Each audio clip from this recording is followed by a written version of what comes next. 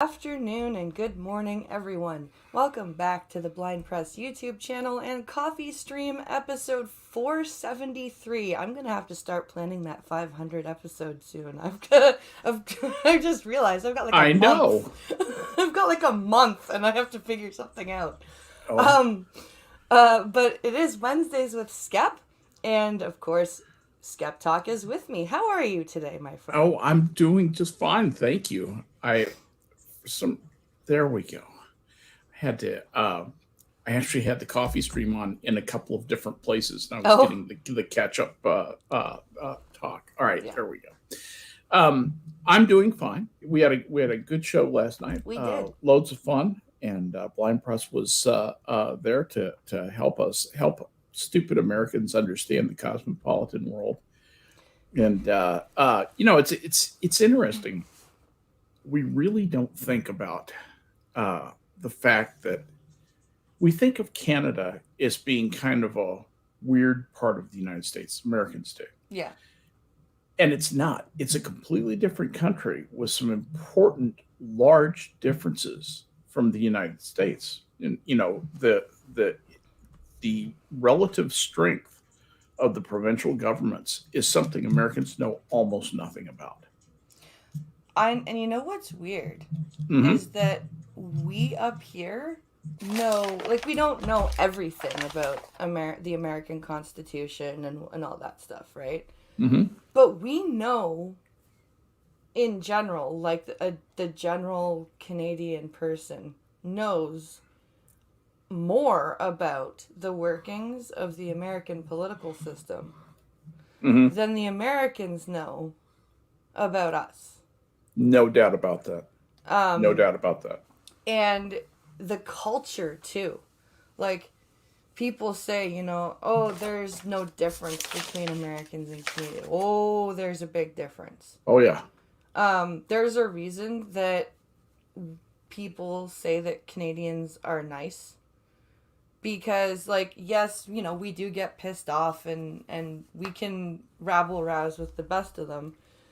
But when I went to the States, I noticed a huge difference in the way you guys treat your customer service people. You guys are jerks to your Oh customer oh. service people. Give Holy me give me an fuck. example of what you think is a customer service person.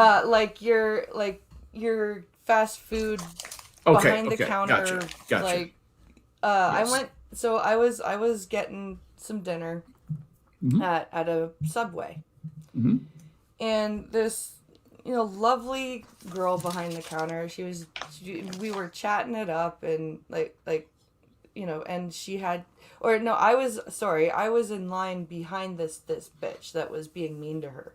That's what was happening. Hmm. And she had ordered her food, I guess, before I got there, and had come back because her kid had started eating the sandwich and didn't like it, and she wanted a refund Because he didn't like the because he didn't like sandwich. the sandwich. There was nothing Was there wrong with. something wrong with it? No, there was nothing wrong with the sandwich. He just didn't like it. Why didn't they make him a sandwich that he liked? Well, Does Subway Corp Incorporated not do research into what this child wants? well, like, they ordered exact, like, the lady was like, is this not the sandwich you ordered? And she's like, oh, it's exactly what I ordered. He just doesn't like it, and I want my money back. And she's That's like, well, that's an insane person. I'm sorry, ma'am. Like, I can't do that. Like, if we had made a mistake, um, that would have been another story. But I can't refund your money just because your son doesn't like the sandwich. And this lady just started screaming at her You and, know like, this calling this her is name. this is why I'm not a customer Yeah, service person. right. Like, Because I would say you allege that your son does not like the sandwich. yeah. So you're alleging that. I'm not alleging anything. I want my money back. No, well let's do this logically. And I would engage her in half an hour of that just to piss her off. Yep. Except I would be fired about 5 minutes into the transaction because I just can't do that. And she was, and the girl behind the counter was like, I don't know if she was Mexican or, like, Latin American. She was Spanish. Okay. Right, and Latinx. the lady just, oh, you Mexican bitch, just why can't you just give me my fucking money back? And I I'm have just, never heard that. I've never heard it was anyone do that. it was DC too, so you know Sign them all? that No, could it wasn't. explain it.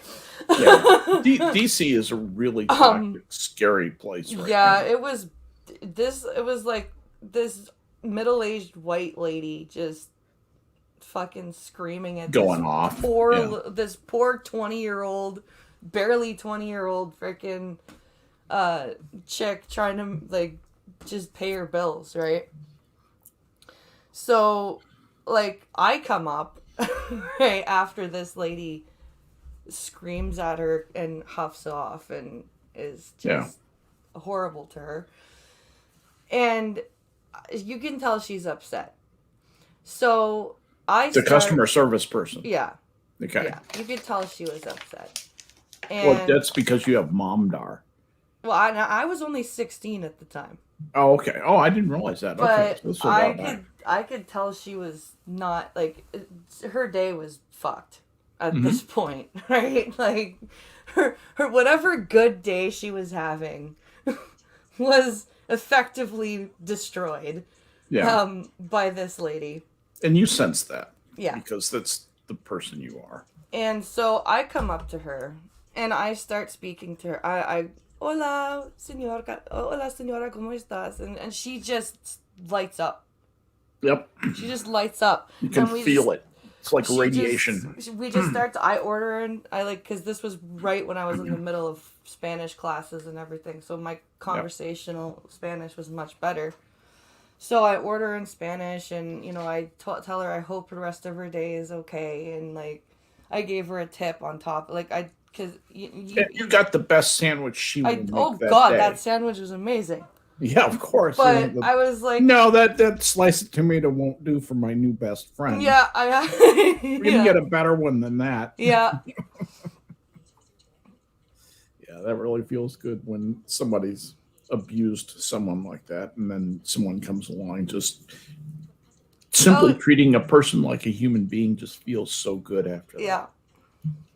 So let's say hi to everybody. Asian Research Directorate, Wikipedia Snippets here, Pinkalo's here. Hi, Pinkalo. Let's see, Maniac Man, Costin. Costin's here. Hi, Costin.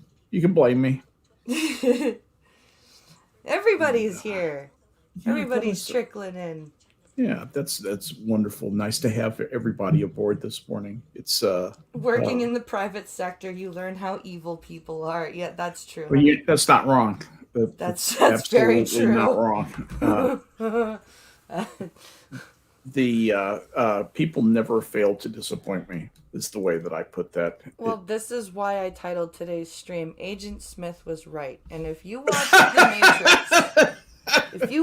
The Matrix, you'll know what I'm talking about, because I actually hated that movie, but the Matrix? Yes. Okay. But try watching it blind, and you'll probably understand why I hated that movie. Mm-hmm. Even having it described, I'm just like, okay, more action. Woo. Yeah.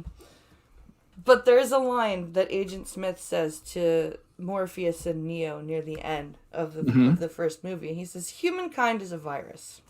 Yeah. And that would be why I said Agent Smith is right. Because, like, the way that people are acting... I could never get over the fact that that's Elrond delivering that line. Mm-hmm. And I just go, no. No, nope. That they don't even... It doesn't compute with me. Like, can't even sell that to me. Yeah. No. That's Elrond. I never even remember that. You bastards. What have you done? Yeah, like, I don't even remember that's... Like, because they don't sound... Like, they don't even sound similar. Like, he did such a good job of, like, the two disparate parts. Like, I, as a blind person, that's why I can never remember that they're the same actor, because they just don't sound the same in the different parts. I remember reading something in, one of my endless surveys of, Tolkien's writings and movies like. saw a thing. He talked about coming up with Elrond's voice. Mm. And he said, I listened to myself delivering the lines, and I realized that wasn't going to do it. I had to, develop a sonorous delivery and a certain cadence to it. And he actually worked on Elrond's delivery and Elrond's voice. And he talked about how bad he was at learning Elvish and delivering Elvish lines. Did you know that he actually wanted Christopher Lee to play Gandalf? Yes. And there was a big fuck up with the communication between Peter Jackson and Christopher Lee. And when Christopher Lee auditioned, he thought he was auditioning for Gandalf's part, not Saruman's part. Yes. Well, he was told it could possibly be. And I love Ian McKellen as Gandalf, but Christopher Lee going full of a took, or Bilbo Baggins. Yes, the big lines he delivered with much more force than Ian McKellen could ever. Amazing. Yes. That would just. On the other hand, you would get Ian McKellen on top of Orthanc being, hurling insults down at Theoden and Gandalf. Yeah. And that would not have worked as well because Christopher Lee, frankly, is a better and more he has a wider range than Ian McKellen had. Well, the other thing Ian McKellen is good at playing the kindly old man. And the other thing about it was their age difference. Even at that point, Christopher Lee he had 20 years on Ian. No. And really? He was older than Ian, but significantly. And Gandalf has a lot more active things to do, right? Like, the horseback riding and the fighting the Balrog, and there's just a lot more action that he needs to do. And Ian, I guess, was a bit more spry. That's interesting. I did not realize that. God, he was born 17 years earlier than Ian McKellen. I had no idea. I thought it was like an 8-year difference. It's almost 20 years. Yeah, I still need to watch. Count Dankula did a 2-parter, Absolute Mad Lads on Christopher Lee, and I need to. Oh yeah, I need to. That's really worth watching, by the way. But Christopher Lee actually got to see the last public guillotining in France. Jesus, this is a true That's story. Insane. I will tell the story here. A man named Eugene Wiedemann, who was just an absolute scumbag. I mean, if you can, he was selling women into sex slavery and killing the ones who bored him. Okay, so wow, you talk about a guy who desperately needed killing. This creature was morally begging for the death penalty. So feel no sympathy for this man. So Christopher Lee is in Marseille. Okay. And I think that's where this happened. And on holiday, and I think he actually lived there for a while. But and they're down there with his buddies, and they said, "Hey, they're executing a guy over by the prison today. We should go over and check it out." They went over, and Christopher Lee was standing right up by where the action was happening. I mean, oh God! He wasn't 20 feet away from it.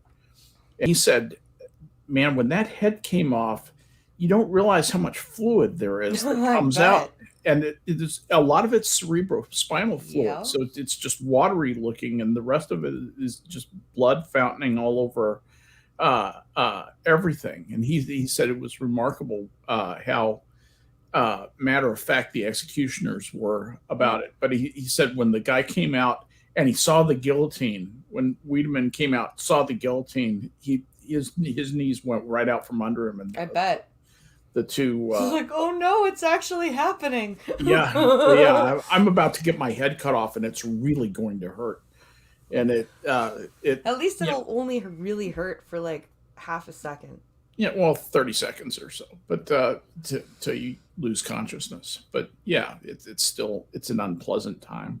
probably not the best 30 seconds of your life. It's I certainly the wonder last. what part of you feels pain, because Your head your does. head would Your feel head, and you pain still have that little bit of peripheral nervous and would, system yeah, and how much that of goes your, through the top of your spinal column. yeah, that's true. So like, So you would feel extreme pain around your neck, and you would also feel a powerful urge to breathe, yeah, which of course you can't act on, even though you might think you're acting on it. You might because think you're actually breathing. you have no head. Plus, you're in shock. You Yeah. almost instantly go into shock. So it's like everything is a huge distraction. There's just so much going on, and it probably is a very confusing, strange death.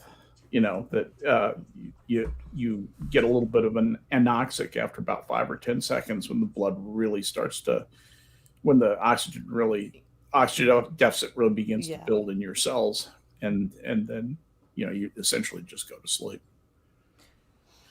So here's another example of how humankind is a virus. Mm-hmm. I was scrolling TikTok this morning, which is a great place to find examples of viral humanity. And there was a live stream that popped up on my For You page.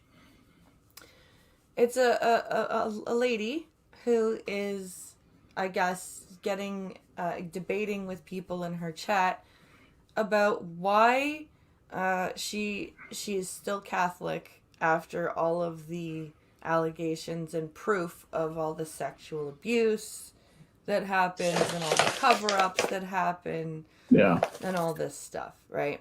So she's debating the validity of her faith on the internet with strangers. Fine. That's, if you want to do what that, we do. that's fine. However, her couldn't be more than 2-year-old is, like, you can hear her child pulling on her because her, like, she keeps rubbing the microphone of her phone. Mm-hmm. And her kid is, "Mommy, help me, help me, Mommy, help me, Mommy, help me," and she's getting more and more upset because Mommy is blatantly ignoring her and yelling at dumbasses on the internet.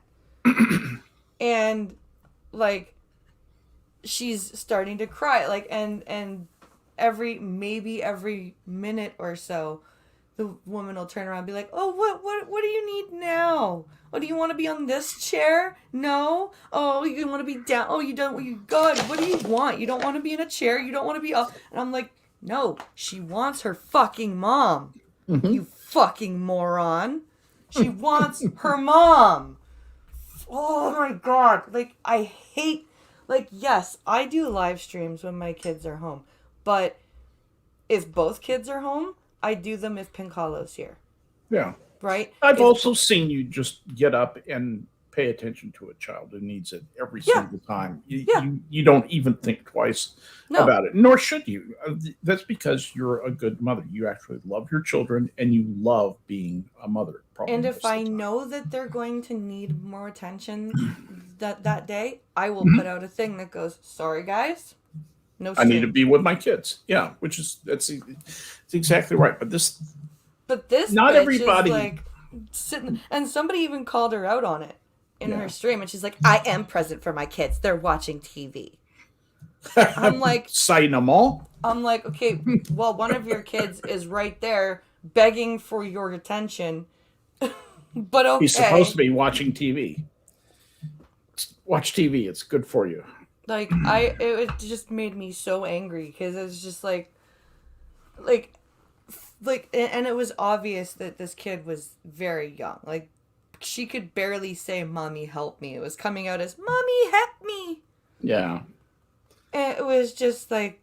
How old would you say the baby was? Probably 2, maybe. Yeah. Maybe 2. Well, that's not an important time in a child's life. No, not at all. They don't really need a lot of love at that point. Well, not everybody should have children. Let's just get that out there. There are some people who don't need to be in the kid-raising business. And if you have enough ego baggage where you have to show your virtue on Twitter, and that becomes more important than paying attention to the children that you had, you probably should think about not having children. Of course, I would agree with that. better to think about after the fact, but there are people who will go out, I know some, and adopt your children for you if you don't think that you can love them and raise them and give them the love that the children need. I actually really believe that a lot of the problems that we're having could be hugely ameliorated, hugely helped by kids getting enough love and guidance at home when they're young. Do you know what else would help? What? Doctors, like there are so many doctors, like there are adults that are like in their 20s and 30s or whatever, and they ask their doctors, like women, they ask their doctors, I want my tubes tied. Yeah. And the doctors won't do it. Right. Oh, you'll change your mind. Like, no, there are some women that know, right? Right. Themselves, and Yep. they know they should not be parents. Yep. Okay? Let them make that fucking choice. Same with men. There are some men that know they shouldn't be dads. If they want a vasectomy, fucking give it to them at 25 if they want it. But that is actually happening a lot more in the United States. The United States baby rate is 1.8. You know, Italy's is 1.2. The baby rate is 1.2 in Italy. There aren't going to be many Italians soon, okay? Italians are not replacing their own people with Italians. So they actually need immigration. That's one of the reasons they are so pro-immigration, is because they need people to run their country. I have a feeling that if we stopped putting so much pressure on having kids, and just let the people that want to have kids and stop like pushing kids on other people, the birth rate would probably go up on its own. Why do you think that? Because do you just hope that, or there would be less? Is there a reason for thinking that? There would be less psychological pressure on people. And when humans face that type of pressure, they tend to balk and do the opposite thing. So even if you may have changed your mind eventually on your own and had kids, the more people go, you should really have kids, you should really have kids, you should really have kids, you should really have kids, then you go, you know what? Fuck you, I'm not having kids. Is that what everybody hears? I'm not trying to be a bitch about this. I really think it's an interesting thing, and I think there are two sides to it. Is that what people are hearing? I think part of it is that, and then I think that there's also this big part of, and I'm gonna blame colleges and universities here. Why not? For the indoctrination of the idea that the world is shit. There's no fixing it. So why bring kids into it? Yeah, fuck the universities. Burn them down. There's no point in fixing them. I'm just kidding. I'm playing. That's how it that's really how it feels, is that Susan, I was a lot just kidding. of people are being indoctrinated into feeling that the world isn't even worth fixing because, humans have fucked it up so bad that we can't fix it, so I don't want to. I do agree. That is a powerful narrative right now. I agree. You've identified. It's not helping. Yeah. So I think between those two things, the dystopia narrative is very bad. Yeah, I think between those two things, I think that's why people aren't having kids. Yeah, I do think one thing that the interwebs has made us is very self-conscious, and we are examining ourselves in ways we never have before. We have become so much more introspective. That's primarily having all this information available to us, and available to us at such ease. Yes. I mean, I sit here in my recliner and I can visit any spot on Earth with Google Earth practically and see what it looks like. I can hear what people are saying anywhere around the world.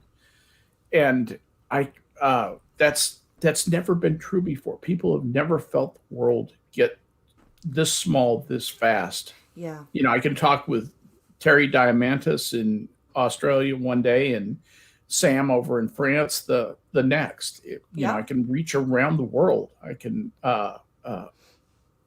Hell, but when We've I never get my had this Braille before. display, I'm going to be able, like, I won't have to, because before, for a blind person, if you wanted to read a Braille book, you had to go call, like, this, either the CNIB library in Canada or the Library of Congress in the States, or the, Yeah. RNIB in Britain, and then you had to Hey, wait. select boy. Hey, selected Sorry. boy. By the You way, had to, why don't you explain what a Braille display is for so, our listening audience? Braille display is the one that I'm getting. It looks like a little it's like a rectangle shape, Uh huh. and it's about probably 13 inches long, and maybe 4 inches wide. Mm-hmm. And it's very lightweight, Okay. What does it and do? it has the ability to at the bottom of this display is a row of what are called cells, and these cells are what will make up the Braille part of the Braille What is in display. the cells? So these are refreshable cells, so they will change every time the print or the words change. What can be in a cell? There are 6 dots in a cell for Okay. each and What do the six dots represent? one Braille cell will make a letter. So Okay. an arrangement of dots in one Braille cell will make one letter. Well, wait, you only have 6 dots. There are Yep. 26 letters. How does Yes. that even work? So, if you were gonna write the word dog, that would take 3 separate Braille cells, Mm-hmm. one after the other in a row, and the cells are arranged in 2 vertical lines. Dot 1, 2, 3 down this side. Dot 4, 5, 6 down the other side. Okay. And every cell, the dots will be arranged differently to make different letters. So D in the word dog will be dots 1, 4, and 5. O in the word dog will be dots 1, 3, and 5. And then G in the third cell will be dots 1, 4, 2, and 5. Dog.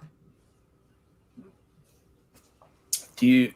And the Braille display will. How do you feel those dots? So I read with my 2 index fingers. That's Okay. how I personally read Braille. And so I you could know. actually feel bumps come Yeah. up on this? Yeah, so the bumps will change. That's the refreshable part. That's what I'm trying to. I'm trying. People So have it's no not. idea what this Yeah. is like. So it's These are not dots like that raise up from the flat part of the Yeah, screen. they raise up and pop down, and so it's not like a stationary piece of paper where you braille out a piece of paper and that piece of paper has that brailled message on it forever, right? And they refresh very quickly, don't Yes, they do. And so this particular Braille display has 40 cells. So they? Well, this has 40 cells in yeah, it? it's called a Focus 40, and the 40 is for the number of cells. Awesome. And so when I get this Braille display, I'll be able to Bluetooth it to my phone or my computer or my iPad, and I'll be able to read you guys the news without having to flick down word for word by word, have voiceover read me each word, and then go blah blah blah blah blah blah. Like, I'll actually be able to read to you the news, and I'll actually be able to access pretty much any book that you guys will. You can just go like on Kindle or Apple Books or Amazon and download a book and read it on my Braille display. and I'm just so people can see this, I'm actually calling up a picture of Oh, a let me see if I can share your I've, screen here. and hold on, let me get this. I haven't queued it up yet. Oh, that's fine. Sharing now. Sharing My a computer screen. is being slow, so I'm still trying to get down to where the share or the ad thing would be. There we go.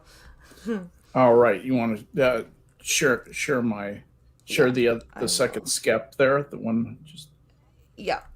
Okay, so that okay. is This is the Braille display right now, and unfortunately you can't see my cursor. But on the left side, you see the first most cell, and you can see that there are 2, 4, 6, 8 dots in each one of these little yeah, the 8 dots. The mm-hmm, eighth dot is the seventh and eighth seventh and eighth. dots are Mm-hmm, going to be where if you are selecting things, right. that's going to be where your cursor dots pop up. The seventh So, and eighth dots. So if I so want to select a word, I will push because there are little tiny buttons just above the cells, and yes, you can select a cell. they're actually the blue colored Yeah, looking things yeah. that look like where your fingers would go, that are just above those. Yeah. And you can, and where your fingers would go, you can actually type on that as well. The 6 keys there. Oh, really? Okay. Yeah, those are for input.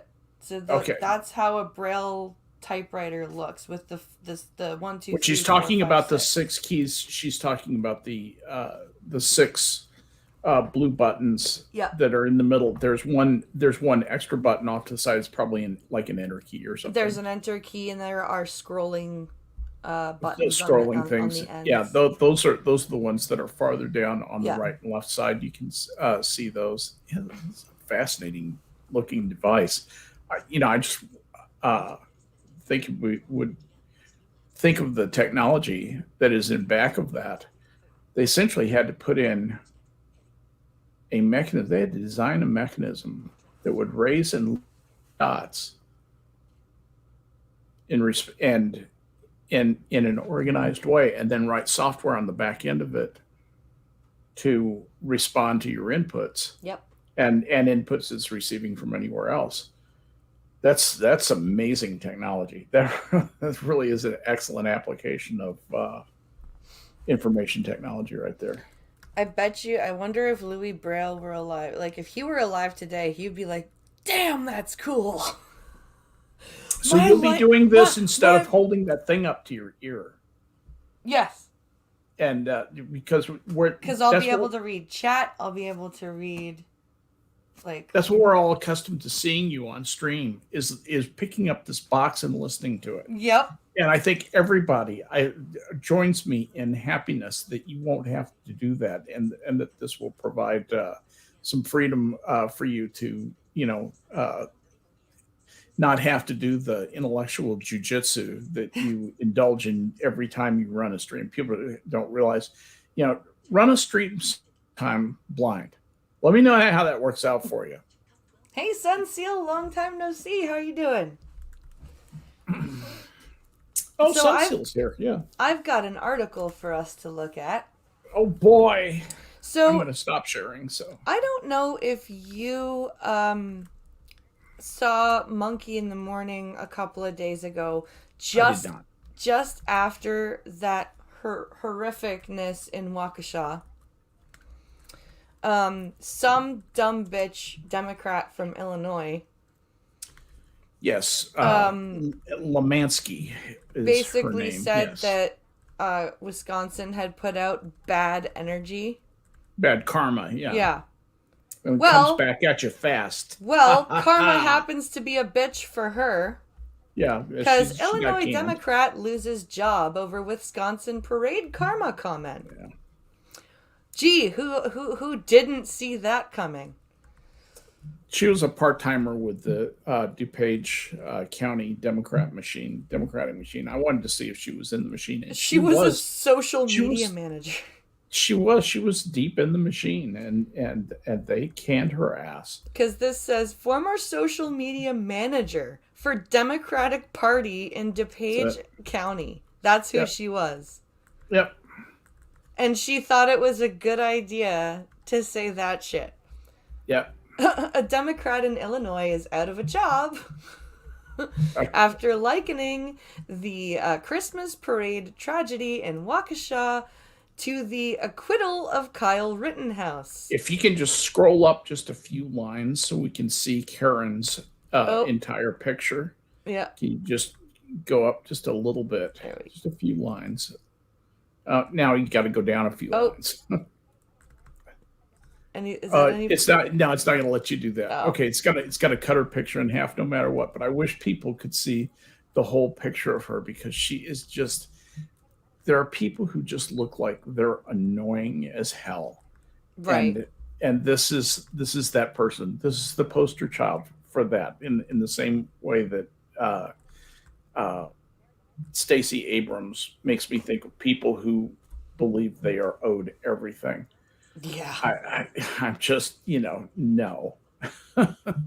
Mary Lemansky, yeah, the social media manager for the Democratic Party, was reportedly removed from her position after she posted tweets in which she compared the driver of the SUV that plowed through the parade to Rittenhouse.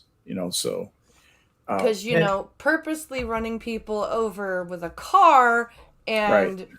defending yourself against people who are actively trying to murder you are completely the same thing. Yeah.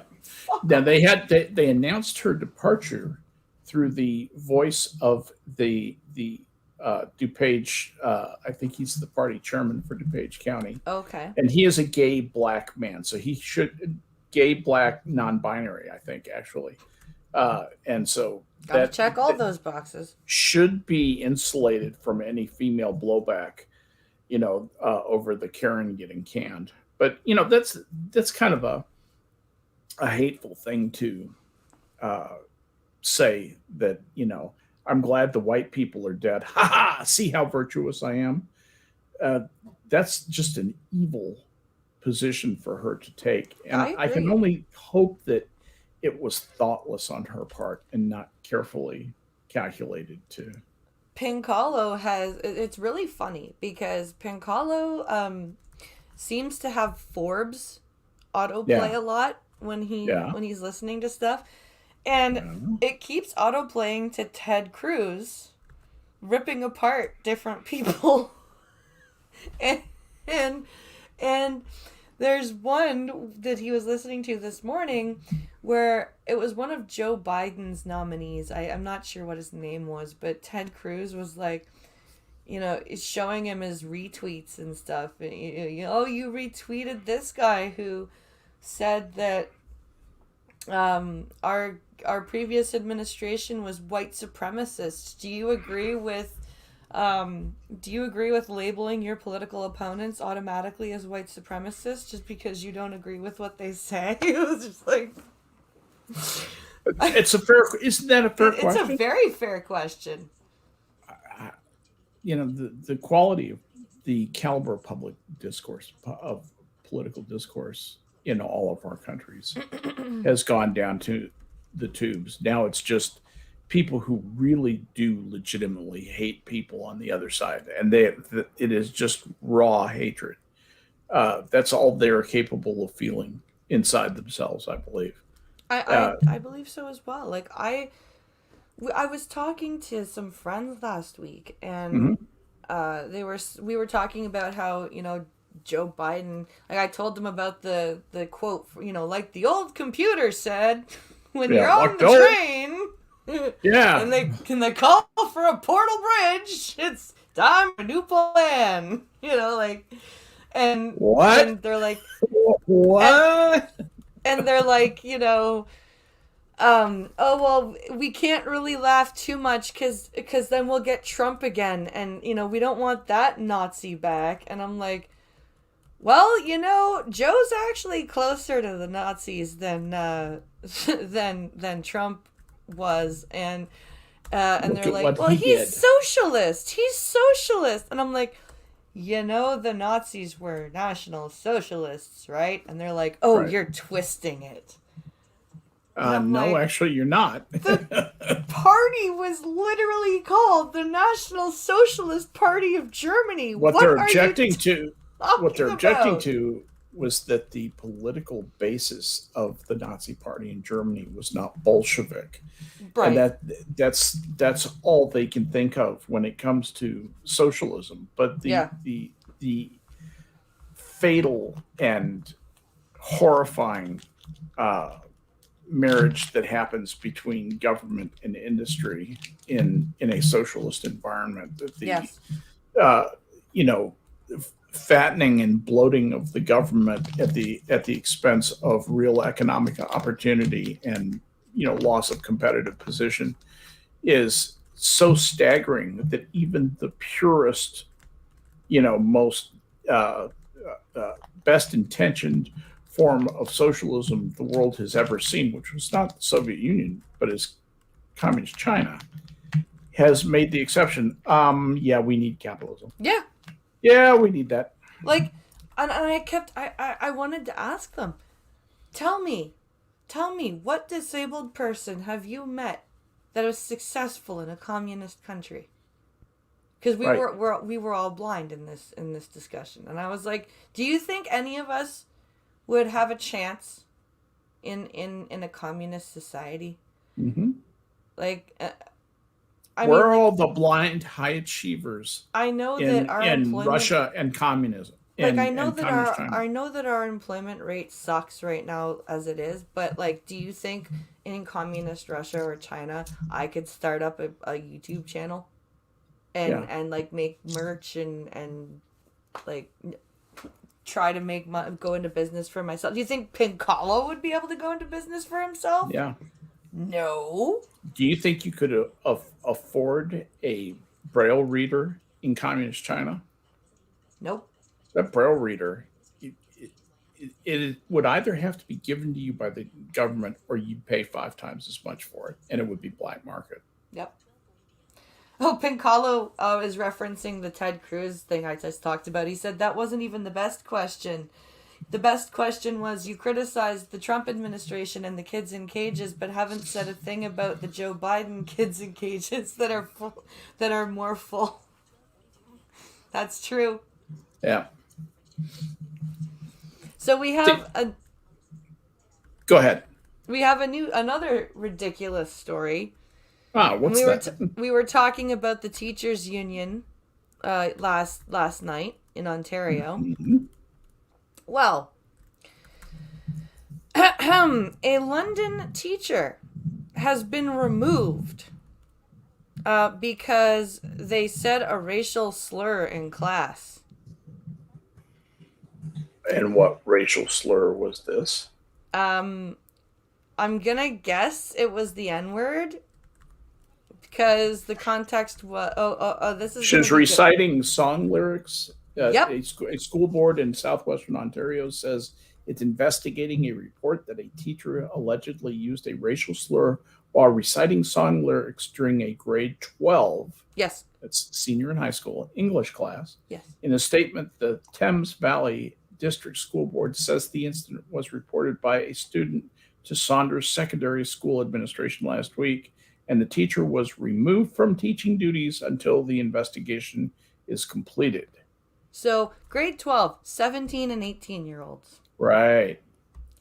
Who they've never heard that word. Yeah, who I guarantee you listen to shit like that every goddamn day. There, TV DSB Education Director Mark Fisher said his expectation is, quote, is that all staff are aware there is no justifiable reason to use racist words in a Thames Valley school, end quote. Okay. The National School Board did not say what discipline the teacher is facing, but notes that it is in the process of developing guidelines on the non-use of racial and other epithets for educators, which is set to be released to all staff in the coming months. Dude. Yeah. Oh my God. That's interesting. I I'm pretty sure most teachers know not to actually call their students like racist things. Yeah. Like I'm pretty sure that's already a thing. Um, like I don't know. Well, we're already in the process of removing books, so we may not have to worry about having to read those Why remove nasty, them when you could nasty just burn words, them? You could just burn right? them. Right? Yeah. You have a nice big bonfire with, burning Aristotle and Plato and Mark Twain, yeah, yeah, Harper Lee, and yeah. you know Stuart, Ray J.S. Bradbury. Mills, John Stuart Mill. Yep, Yeah, Locke. yeah. Locke, sure. Burn up all Rousseau. the Locke. Yep. Yeah, you can't have any Rousseau leaking into just dead white males anyway. They didn't Oh, know of anything. course. Yeah. Shakespeare, get rid of that crap. It's garbage. Get the Hallmark card backed poetry of Maya. What's her name? Oh, yeah. Yep. Oh jeez, it just you know. I know that poetry is always in the mind of the listener. I get that, but there is some poetry that descends to such a schlocky level that you just go, no, this is Ode to a seventh lump grader of trying green to. putty I found in my armpit one morning. Well, it's not even that introspective. It's just this hazy, semi non-offensive whine about how bad people who are not white have it, or who are not straight or who are not white have it in the world, and how they're just put down. It's the same theme again and again and again and again. Victim poetry just leaves me cold. I have Oh, that actually been slam to shit. a slam Ugh. poetry festival Oh my in god, why would Berkeley, you do that to California. yourself? In Berkeley, California. I didn't realize this, but I was meeting an old friend from high school. In fact, it's my friend Tim May, and we'd just eaten some fine Thai food, and we're walking down the street in Berkeley. And Tim and I in high school used to walk miles and miles together. And we determined that's how we were going to spend our evenings, walking all over Berkeley. And we walked by this place, and it's a poetry cafe, and it's lesbian slam poetry. Yep. And so we went to go hear the poetry for girls, and we got to where we couldn't look at each other because these people were just desperately serious about the stuff, and we just couldn't stop laughing. We had to leave. We actually had to leave. It was fortunately it was a big open air thing, to the world, because we don't charge admission. That's for the man. Yeah. But it also was worth every penny we paid for it. And it's just amazing what passes for art now. There is very little real art out there in terms of beautiful poetry and novels and stuff that's being written. It's all schlocky escape stuff that it's all Game of Thrones. I can't believe Game of Thrones is as successful as it was. George R.R. Martin can't write. No. He's awful. He's terrible. It's boring. It's boring, and it's badly structured. He does so many things wrong. It's not even fun. You know what George R.R. Martin's writing to me feels like? What? It feels like he read Tolkien when he was like 12 or 13 and went, you know what this is missing? Sex. Lots of sex. That's what this is missing. Sudden unexpected death. And sudden unexpected death for no reason. Right, exactly. Especially when it takes out a beloved character, right, and pisses everybody off. That'll fix them. Like there's a reason. Like there are ways to kill off characters. Yeah. Right, and especially main characters. Well, it can be a natural part. Something that everybody's kind of rooting for, and it happens, and fine. You can even use it as a surprise or shock. But he just routinely butchers people for no reason. Yeah, in my opinion. So I've got a funny story to end this Yeah, we need a palate cleanser. So apparently, Canada sent Australia a bit of a present. Um, so when I get the screen shared here, we'll see just what that was. Australia sent Canada a No, present? Canada sent Australia a present. Oh, okay. This has to be like a load of garbage or something. Somebody from Canada sent somebody in Australia something very nice in a bakery mixer. So this is from the National Post. Huge load of meth from Australian police sees huge load of meth sent from Canada hidden in a bakery mixer. You know, don't get high on your own supply. As somebody who has used it more than his fair share of meth makes you think you can get away with anything. Oh yeah, we got this. You know, put it in a mixer. I can just hear the people who make and sell meth. I've known some of those people. Let's just say. Yeah. And where's my stand mixer? Shit. I shipped it to our new customer. 3 men were arrested in Australia when they went to collect a large load of methamphetamines hidden inside they'll never baking check and find equipment. them. They'll never check inside that. They never check that. Right? Right. No. Shipped from Toronto. Oh, I'm fucking shocked it came from Toronto. Fuck, this is my shocked face. See? Yeah. This is my shocked face. Australian police said, fucking Toronto. This is why I don't want to live there ever. The international operation began when officers with Canada Border Services Agency at Toronto Pearson International Airport examined an industrial dough machine. So they were in Toronto.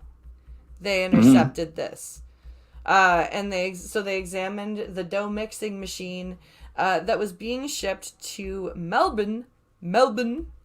Gotta say it right. One of Australia's most populous cities. So let's see here. What was it? Oh, of course, an advertisement. Fucking National Post. This is another reason why I can't wait for the Braille Display. Scroll past this bullshit. Yeah. So we have so agents. I'm just trying to see if Toronto's in Ontario. Correct. But it's just barely inside Ontario. Oh, it's very much inside Ontario. Is it? What's the one that's close to Quebec? Is that Ottawa? Yeah. That's a stone's throw from Montreal. A 2-hour drive, stone's throw from Montreal. Yeah. Well, all right. Maybe a short plane ride. Canada's big. Canada is big. Canada is. So there is about. You've got some provinces that are almost the size of Texas. Yep. So Toronto is about 5 hours distant from Ottawa. Mm-hmm. If you go west 5 hours from Ottawa, you'll hit Toronto. So agents found 140 kilograms of meth. That, for the American friends playing along, is almost 500 pounds of meth. Or no, sorry, no, 140 times 2.2. That'll be 400 and something pounds, right? Hang on. I was away from that because Hold I was. on. What is say that again. What is 140 kilograms is pounds? Is basically 2.2 times that, so it's 280. 280? So almost 300 pounds of meth. Yeah, basically 300 pounds of meth. Yeah. So the RCMP arranged for an international controlled delivery operation to allow the shipment to be delivered overseas to the intended recipients. Australian police said. Yeah, sure, you can have your meth, eh? It's fine. But they replaced the meth before it was delivered. So they replaced it with, something that looked like meth. 3 large industrial-sized mixers arrived in Melbourne. Hey, maybe it was for Bering. On October 5th, my birthday, was cleared through customs and released to a storage facility under discreet police surveillance. What happened then? Go scroll down so we can see. Let's see. It says, what is it? Where are we here? There. Stupid advertisements. Go down. Police watched as the shipment was moved to multiple locations around and then I need you to scroll down. Around the city. Investigators believe this was an attempt by the smugglers to see if police were tracking or watching the delivery. They were. Okay. Don't worry. But the police are on that. They're like, yeah, piss off. We know how to do this too. So scroll down so we can see. There it is. All right. The mixer was abandoned. We actually see 140 pounds of methamphetamines were found hidden inside an industrial mixer being sent from Toronto to Australia, photo by Australian Federal Police. So that's them. And they actually show the mixing bowl and show how the stuff was concealed inside. The mixer was abandoned in the woods once the smugglers realized the expected load of meth had been replaced with an inert substance. It was later retrieved by police. Australian police moved in on Wednesday, executing 7 search warrants and arresting 3 local men, ages 29, 33, and 37. Meth the eldest of the 3 was out on bail at the time of his arrest. Oh, wonderful. So, let's get rid of bail. You're out on bail, so why not arrange for 300 pounds of meth to be shipped internationally? That sounds like a brilliant plan. What is happening to us, blind friends? What the fuck? We've got people being released on bail, and then not 30 hours after that, running over a bunch of people. Now we've got people out on bail arranging for international drug shipments. Pink Owl says there's a guy on TikTok. He's from around like Toronto or something like that. He fixes KitchenAid mixers. Oh, I kind of want to send him that article and say, was this you?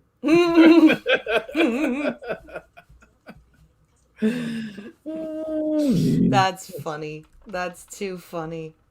Yep. Okay. Wikipedia snippet said it was somebody made a Hitchhiker's Guide to the Galaxy. I did. Reference. When we were talking about the poetry. Say that again.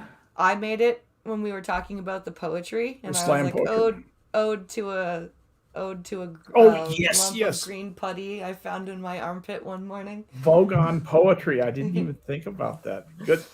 Good catch, Snap. Very nicely done. Very nicely done. Interesting. Sunseal had an interesting insight I wanted to point out too. He said the root of the word terrorism comes from the French Jacobins, okay, the French socialists, basically the party of the people. Is that actually true? Let me just look real quickly. It sounds familiar.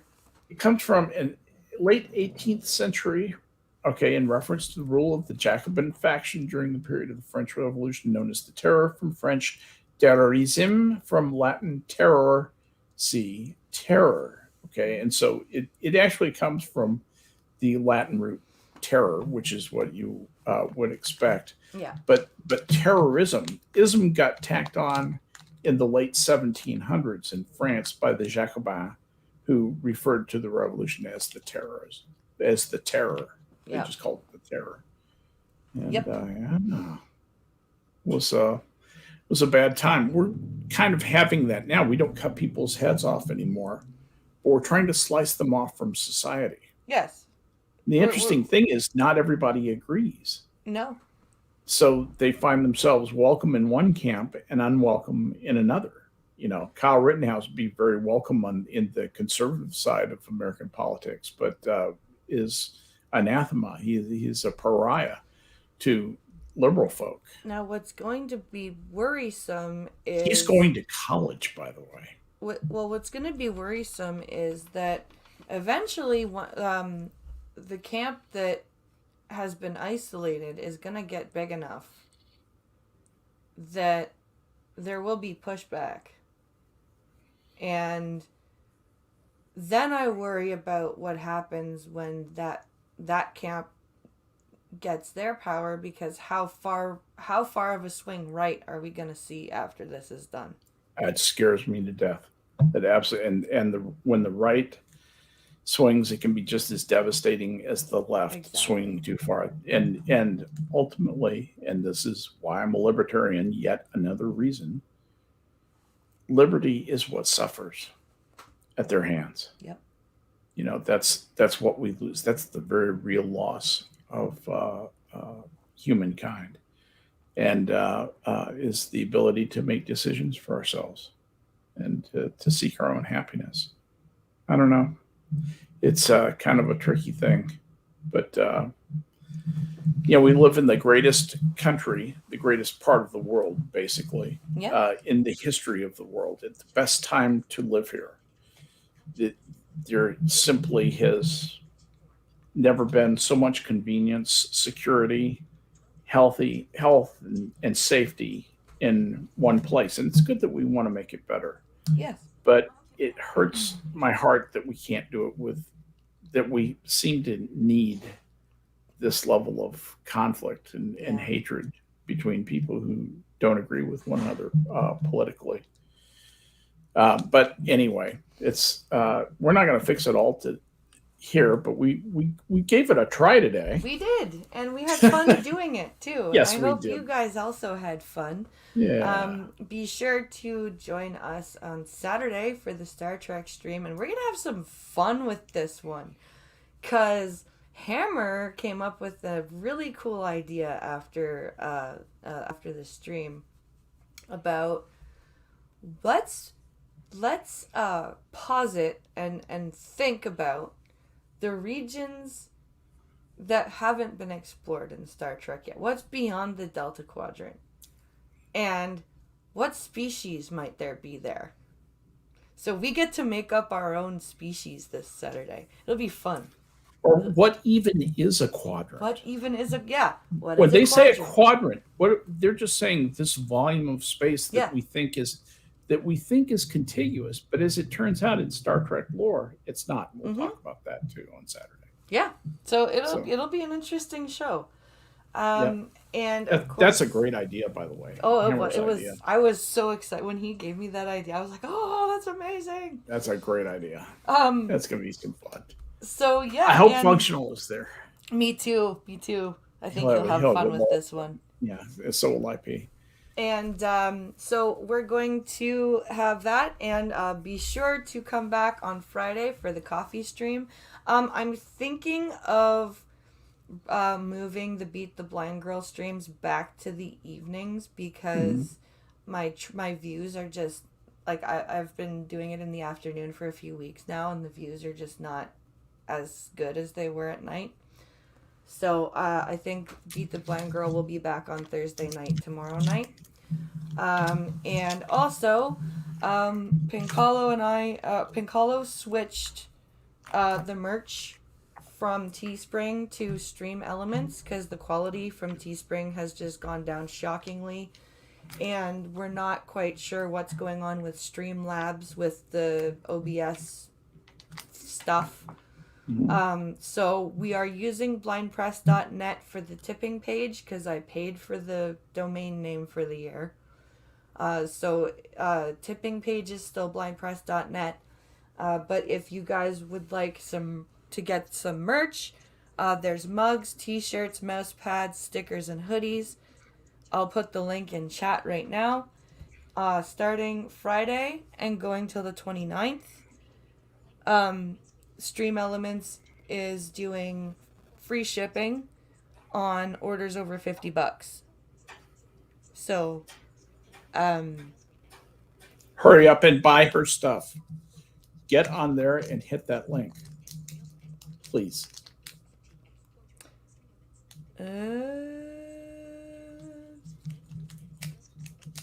What are you? I'm putting in chat the link. Oh, okay. I could do that too, There we go. There we go. It's there. So. And by the way, in case anybody points it out to me, I do realize that Ontario is almost twice the size of Texas. Wait! But they went all the way over to. Am I the only one who remembers the Traveler episode? That was a thought. That was the edge of the universe, and they were out of the galaxy, out of Milky Way. We're talking about what's in the Milky Way galaxy that we haven't explored yet. That's what, and we've done the Gamma Quadrant, the Alpha Quadrant, the Beta Quadrant, the Delta Quadrant. So, yeah. What else is there? What else is there? What is it? It's the eternal question for mankind, anyway. Oh, and Pincalo says he spoke to Teespring. They refunded him everything, and we're not going to use the comfort stuff, just the premium stuff. Okay. Yeah, we got some samples of the comfort style t-shirts from Teespring, and the cotton, like, you could see through the shirt. It's like, oh. The comfort stuff style, yeah. Really? Yeah, from Teespring. Not from Streamlabs, but. So anyway. Oh, the Cytherians. Good. See, Pincalo, you should wrangle the kids and pop in on Saturday then. Because he's talking about the episode where the Cytherians took the Enterprise to the center of the galaxy. Oh, man. Which I would like to do, but...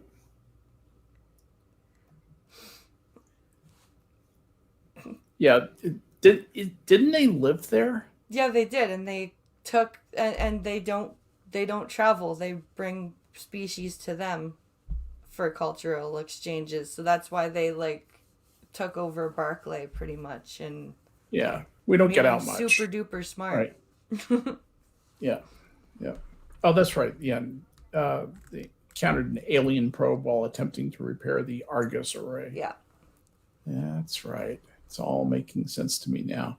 The probe interfaced with Lieutenant Reginald Barclay, interesting name, and gave him the advanced knowledge needed to bring the Enterprise D through a subspace distortion to the Cytherians, the presumed makers of the device. And so they get to the Cytherians' homeworld. I don't remember this. The Nth Degree. I remember reading about it, but I don't remember the episode. It's KG Nth Degree. I have to go. Yeah, I need to go. God, that's amazing. I need to go watch that again. It's a good episode. Yeah, I've known a lot of Trek people, Trek nerds like I am. I've never known anyone who could quote me the episode number, the season and episode number, the way that you can. I've never known anyone with that encyclopedic knowledge. You really have a substantial and impressive amount of knowledge about this, and it stayed with you. I mean, you've known this stuff for years, I can tell. Yep. That's kind of awesome, actually. Sort of my favorite episode ever, just because of Barclay. Yeah, Pincalo really identifies with Barclay.